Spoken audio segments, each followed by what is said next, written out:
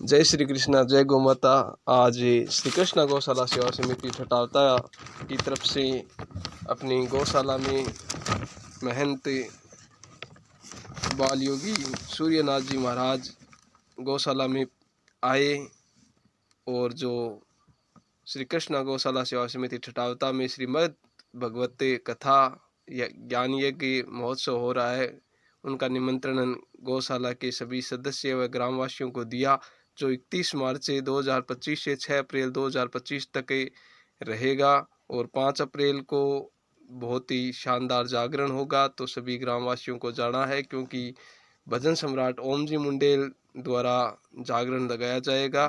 तो श्री कृष्णा गौशाला सेवा समिति ठटावता में सभी को निमंत्रण दिया और विशेष आग्रह बाल योगी सूर्यनाथ जी महाराज द्वारा अपने को सभी को दिया। जय श्री कृष्णा, जय गौ माता।